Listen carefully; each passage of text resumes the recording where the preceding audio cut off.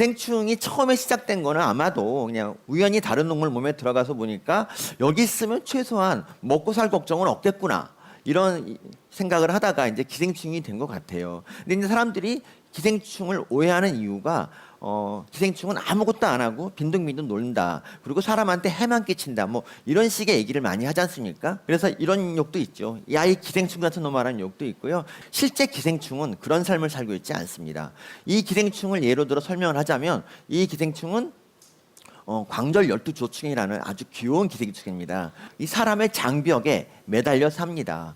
근데 사람의 장벽이라는 거는 점액이 분비돼서 굉장히 미끈미끈하고요. 여기에 견디려면은 기생충들은 오른쪽 그림처럼 이렇게 매달려서 절대 이걸 놓지 말아야 돼요. 한번 놓으면 잡기가 어려워요. 지금 우리나라를 보면 이제 헬조선이라고 많이 그러죠.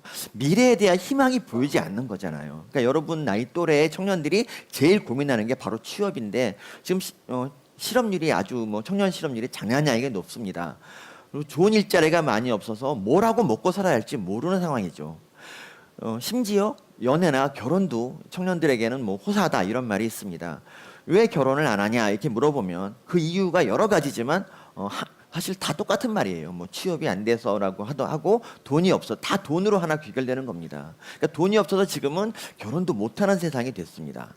자, 그래서 지금은 노력이 되게 폄하됩니다. 노력을 해봤자 뭐하냐 어차피 노력해도 안 되는 걸 이런 이제 자조적인 마음이 이제 만들고 있는데 근데 제가 보기에는 그렇다고 하더라도 좀 노력은 일단 해야 될 것 같아요. 노력을 해야지 나중에 기회가 왔을 때 잡을 수가 있고요. 근데 이 개인의 노력 말고 우리는 더 노력을 해야 됩니다. 이 사회 구조를 바꾸는 그런 노력을 해야 된다는 거죠. 취업문이 굉장히 좁잖아요. 이 좁은 문을 뚫는 방법이 두 가지가 있어요. 한 가지는 내가 정말 열심히 스펙을 쌓아서 토익도 한 뭐 990점 맞고 뭐 다른 자격증도 숱하게 따서 나 혼자 일단 저기를 통과하는 방법이 있고요. 두 번째 방법은 여러분들이 다 힘을 모아서 저 문을 넓힌 다음에 우르르 같이 들어가는 방법도 있을 거예요. 프랑스 같은 나라를 예를 들면 프랑스는 취업에 좀 자기들의 취업에 뭐 불리한 일들 예를 들면 뭐 정년을 연장하는 법안이 통과된다든가 뭐 이런 일이 발생하면 그냥 고등학생들이 거리로 나가요. 우리 일자리를 왜 손대느냐. 거기는 이렇게 고등학생들이 시위하는 게 전혀 이상한 게 아니에요. 대학생은 말할 것도 없죠.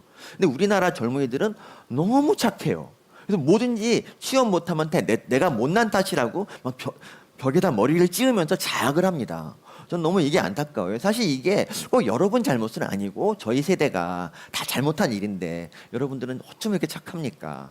근데 여러분들이 힘을 모으면 된다는 게 딱 그런 걸 보여준 게 딱 한 번 있어요. 그게 뭐냐면 대학 등록금입니다. 저희 대학의 예를 들면 저희 대학은 8년째 등록금이 오르지 않고 있습니다. 이런 반자본주의적인 일이 어떻게 가능했겠습니까, 여러분?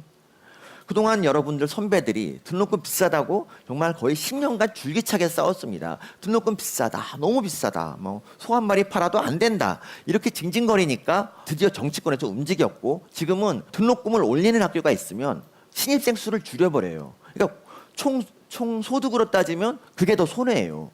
그러니까 거의 대부분의 대학이 등록금을 올리지 못하는 거죠. 그러니까 여기서 보듯이 여러분들이 힘을 합치면 정말 많은 일을 할 수 있어요.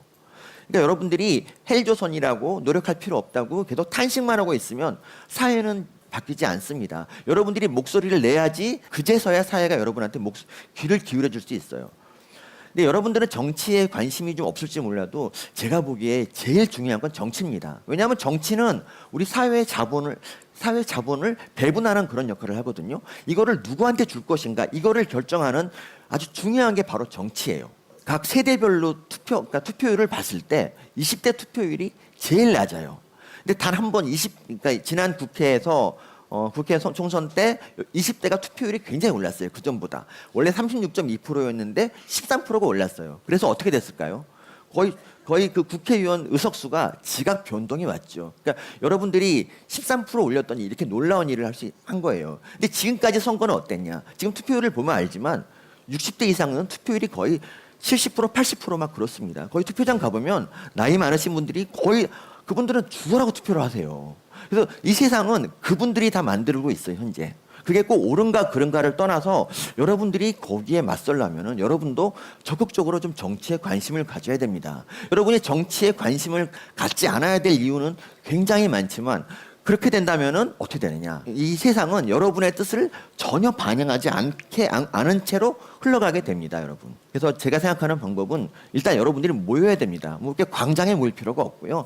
뭐 인터넷 사이트 하나 만들어서 뭐 청년 연대 이런 식으로 해서 그 숫자가 뭐 100만 명, 200만 명, 300만 명이 된 다음에 선거 때 청년들에게 일자리를 많이 만들어주는 정당에게 투표하겠다라고 여러분들이 이제 공표를 하면은 그러면 정당들이 일단 200만 표는 작은 게 아니지 않습니까? 그래서 여러분들의 마음, 여러분들에게 귀를 기울일 거란 말이죠. 뭐 그리고 기업에다 이런 식으로 압력을 가할 수도 있습니다. 정규직을 많이 뽑는 기업에 그 물건들을 좀 사주자. 뭐 이런 식으로 불매 운동을 하면은 여러분들의 의사가 좀 더 잘 반영될 수 있고요. 20대가 단합하면 20대 국회의원을 여러분이 만들 수도 있어요. 그러니까 여러분들의 일자리, 여러분들의 문제에 관심을 가진 그런 정치인을 여러분이 만들 수도 있다는 거죠. 정치라는 게 늘 선거 때 한번 투표하는 것만으로 정치가 아니에요. 평상시에도 정치에 관심을 가지고 자기 뜻대로 움직이도록 노력을 하는 게 바로 정치인데 여러분들은 그동안 정치를 거의 안 해왔고 그리고 선거 때마저 그 노력을 하지 않았잖아요. 기생충들도 뭔가 사연이 있지 않을까 생각했는데 진짜 있더라고요. 그래서 저는 이제 그때부터 기생충을 연구하게 됐습니다.